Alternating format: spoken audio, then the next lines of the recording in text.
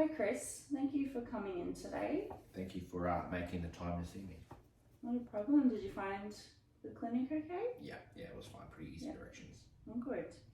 Have you been to counselling before? I have, but it was a few years ago with my previous partner, and it wasn't a great experience. Okay. Was that the connection with that counsellor wasn't Yeah, there? Or? yeah, it was. It was. They just didn't seem to meet the needs of what we went there for. Yeah, I just didn't connect with that counsellor at all in any way, shape, or form. Okay, that's quite common to occur. So sometimes it's a matter of going back and forth until you find one that you connect with and are comfortable with. Yep. So hopefully after our session today, you feel comfortable enough to continue working on what you're here for. He's moving hoping. forward. Yeah. So as you probably know, there's just a few things I need to have you aware of in the counselling space that refers to confidentiality. So as you know, everything that we speak about in here remains private, but there are a few instances where that information might be shared. First being if I identify there's a risk of harm to yourself or someone else. Mm-hmm. Court may subpoena material as part of legal matters. Yeah. Or I may need to share our sessions information with my supervisor. So just as long as you're aware of all those. Yeah, no, that's fine. Yeah, oh good. And just with some housekeeping, if you do need to go to the bathroom at all, it's just through the front door to the left. Mm-hmm. And then if there is an emergency, we'll go through that same front door out to the car park. No worries. Great. And just checking that you're okay if I write some brief notes during our session. Yeah, no, that's fine. Okay, good. All right, so first things first, would you like to share what brought you in today? Yeah, I've got I'm having a few issues with my kids. I've got two boys from my previous relationship. They're 14 and 6, and they're at the stage where they're being quite unruly, and I'm not sure how to cope and how to parent that effectively. So my previous relationship with their mum was quite tumultuous. It was quite a violent relationship from her side of things. Mm-hmm. Often we were together for a long period of time, and their kids have been exposed to it since, they were born basically. She would be quite verbally abusive and aggressive towards me, as well as the occasional episode of physical aggression after sustained verbal attacks. Okay. Yeah. And the kids witnessed that as The well? kids witnessed all that, and I'm starting to see those same pattern of behaviours in the kids. Okay. So I'm struggling with how to then parent them effectively and not basically fire back at the same level. So I want to try and be able to teach them respect and discipline. Sure. But at the same time, I'm worried that if I try and do that because of what they've experienced growing up and seeing from their parents, that they're just gonna basically keep that cycle going, and that's how they're going to behave. All they've known. They've so known, your yeah. fear is that they think that's the norm. That's right. That's right. Is the way that you manage the children, I'm assuming, different to your former partner? Yeah, I've tried to keep that behaviour, or that style of parenting, or that adult based behaviour away from them, and I've always tried to give them love and the space and nurturing space for them to grow and whatnot. But it's at the stage now where, as much as I try and be soft and gentle and caring and nurturing them, I'm just getting I'm just getting sustained unruliness back from them. Okay. Yeah, so they've obviously gone from almost one extreme to the other in terms of behaviour management. So Yep. Yeah, no, I understand. Yeah, that must be, I can imagine that's quite a shift for all of you to go from one dynamic in the family home to another. It's definitely been challenging, and I'm finding it's mostly like when I get home from work and the kids are already at home after school. It's near on impossible for me. Right. So I just don't know any strategies or how to implement effective parenting to them without meeting their behaviours. Okay, sure.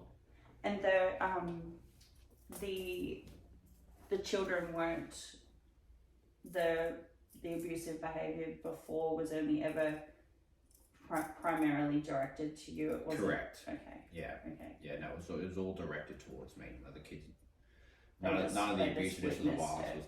They were just there in the household. Obviously, when they're little and whatnot. It's just they were around it and exposed to it, but it wasn't directed towards them. Okay. Yeah. Well, one thing with behaviour is that it can be changed. Okay, great. It takes time. It needs consistency in strategy and a lot of patience. So we can certainly work on some goals and strategies moving forward to start addressing these things. But the fact that you're here and you're willing to seek new strategies to manage them is already a great step. And just know that there are solutions and it can be changed. Great, that'd be wonderful. It's all about behaviour is often a response to stimulus. So what we can have a look at is possible triggers of that behaviour and how we can alter that and sort of trial and error until something's working. Yeah. Okay, cool. Yeah, good. Sounds like a good plan to me. Yeah, so relating to behaviour, just as a whole, it can be strengthened or weakened, and that's all about it's all about rewards, really. It's called behaviourism, and what I'm hearing is management of the children in the past may have involved punishment. Yeah. Which is not as effective as rewarding desirable behaviour. Yeah, that makes sense. Does make sense? Yeah. Yeah, because often there'll be times when, the overwhelming, I shouldn't say the overwhelming, but most of it was, not that the kids didn't get exposed to violence, so it's not like they were being spanked or anything like that, but the usual parenting techniques that you sort of learn with the time out or taking something away from them and bits and pieces like that. And I found as they progressively getting older, they start to fire back if you go to take their iPads off them or whatever else. Yeah. Yeah, that in itself is a current challenge to absolutely. to many parents, especially with teenagers. Yeah, 14. Yeah, absolutely. Definitely. The mobile phones, it's horrible. Yeah. Well, I think it would be quite beneficial to possibly look at some plans moving forward where we're flipping it and looking at rewarding behaviour when it is in all of your favours, really. Yeah. I think that might bring some results that you're looking for, and over time it will slowly evolve and hopefully phase out. That would be lovely. Yeah, we can certainly work on that.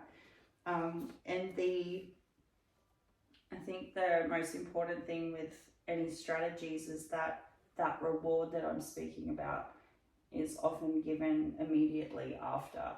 Yeah. That will really strengthen that behaviour and encourage continual instances of that. Yeah, that makes sense. As long as you don't lose hope when it fails, so to speak, because it takes time. Yeah. But it can be done. Okay, I'm willing to try anything to change. Oh, good. What I'm experiencing at the moment. Okay, well, given what you've shared with me, I just want to show you this theory that has been proven with research previously. So this is called Erikson's 8 stages of development. Yeah. And what it outlines is a person's stages in development throughout their lifespan. Yeah. So as you can see, the stages there go right through to old age. Oh, thankfully, I'm not at old age just yet. Not yet. So I'd just like you to have a look at that, Chris, and just see where you fall in those stages. So obviously, I'm an adult. It's just depending if I'm classified as middle age or early adult at the moment. I'm not 40, so hopefully. You're 35? I'm 35, yeah. So I've still got a few years before I hit the 40 mark yet. So I'd say that I'd be an early adult, I'd say. Okay. Even though my knees don't agree with that, I think I'm an early adult. Stick to 35. So I'm 35. Won't be any older. So I'm an early adulthood in this. Early adult. Okay, so what that stage is all about is love. It's got an emphasis on forming close, intimate relationships, and which is what I'm trying to do with the kids. Yeah, and also it's probably important to identify that within that stage, you said you split from your former partner 3 years ago? 3 years ago now, yeah. Yeah, so within that stage, you had formed that bond, obviously, and had that relationship, but then you've also lost it. So that's quite a significant stage to be at with what you've not only gone through, but what you're facing at the moment. Mm-hmm. So in the stages, it's all about developing your identity. So at the stage that you're at, without those close, intimate relationships, and that's not just sexual, obviously. Yeah. If you don't succeed per se at that stage, you can often have feelings of loneliness or isolation, which as a single parent, yes, definitely. You may feel that, yeah. So in order to improve your status in this stage, there's a few different things that are very easily achievable, mm-hmm. which will be able to help you strengthen your sense of identity. Yeah. And one of those things is actually opening up to people. So the fact that you're here today and hopefully putting a plan forward in place and maybe doing some future sessions is already going to help you in that space. Okay. And some other things you could possibly do. Are you involved in any like social clubs, sporting clubs? Not social clubs, so to speak, but I'm an avid footballer. Okay. And love going to the football, going to the footy club. I used to play many years ago, but sort of stopped playing. But I'm still actively involved in the club. Okay. So is that football is a big part of my life. Is that something that you share a passion with your children as well? Yeah, my 6-year-old, my young fella, he loves. We do love kicking the footy around, and he loves coming out on the fields when I'm at the sports club, helping on the weekends and having a run around. My 14-year-old, he likes watching it. He likes watching the NRL. Not so much playing the sport. He's all still wrapped up in his technology and his gaming, but he still loves watching the footy. But yeah, we do bond over football. The Friday night footy is always a good thing that we like to do, and we like to sit and watch the footy together on Friday night. So you find that shared passion is something, whether you're watching it or you're playing it together, you feel a sense of bonding there as opposed to... Absolutely. The only conflict that results, or the unruliness that results from me and the kids, and that's just it. Around the football is just because we support different teams, but that's just good-natured. Yeah, ribbing each other. That could create some that's healthy more fun. Competition between each other, banter. And... Exactly, yeah. Yeah, good. Yeah, that's okay. That's not anything negative. That's just a bit of fun. Okay. Oh, well, that's good. So You mentioned earlier that you find the children are often triggered, or the challenges arise when they've come home from school. Yeah. So I'm wondering what it would look like if, rather than go straight home from school, is there a local field you could possibly visit before you come home? Yeah, there is. We Or... actually, yeah, there's we got like in the estate that I live in. There's a big park. It's not a footy field per se, but they've got the footy goals up, but it's not an organised football field. But yeah, there's definitely a big park. Okay. Just around the corner. Okay. Yeah. So what do you think? What would that look like if, instead of going straight home, you had a quick stopover at that park and even for half an hour?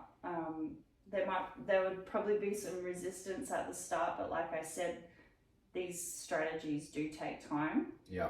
And I'm just wondering if you tried to put that diversion in place, if there was behaviour that was more desirable amongst the children, which is also going to benefit you, then you could... Yeah, I suppose if we go and straight after school we head out there and we spend 20 or 30 minutes running around and kicking the footy to each other and enjoying that shared experience. They may burn off a bit of extra energy for them too. Yeah, and perhaps... And create a bit of a bond each day rather than just on the Fridays. Exactly. And then perhaps, if that went well, you could just start off with really small increments of time. But this is where I'm coming back to that reward system. So perhaps you could consider, after an activity like that, if it goes well, they could choose what you have for dinner that night, which is also going to be a reward for yourself, because you get to have a night off from cooking. So there might be a favourite restaurant, or which you could do immediately after, and subtly that's going to reinforce that behaviour.